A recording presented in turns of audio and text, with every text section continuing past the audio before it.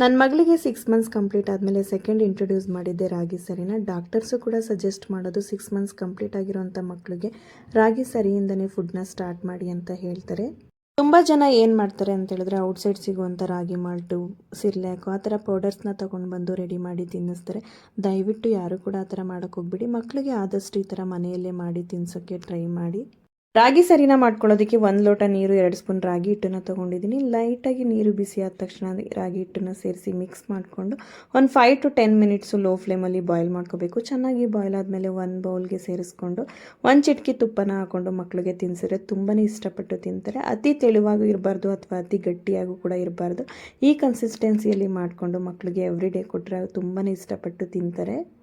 ರಾಗಿಯಲ್ಲಿ calcium, iron, ಪ್ರೋಟೀನಿಂದ ಮಕ್ಕಳು ಬೆಳವಣಿಗೆಗೆ ತುಂಬಾ ಒಳ್ಳೆಯದು. ಹಾಗೆ ಈಸಿಯಾಗಿ ಕೂಡ ಡೈಜೆಷನ್ ಆಗುತ್ತೆ. ರಾಗಿ ಹಿಟ್ಟನ್ನು ಮನೆಯಲ್ಲೇ ಯಾವ ರೀತಿ ಮಾಡಿಕೊಂಡೆ ಅಂತೇಳಿ ನೆಕ್ಸ್ಟ್ ವೀಡಿಯೋದಲ್ಲಿ ಅಪ್ಡೇಟ್ ಮಾಡ್ತೀನಿ.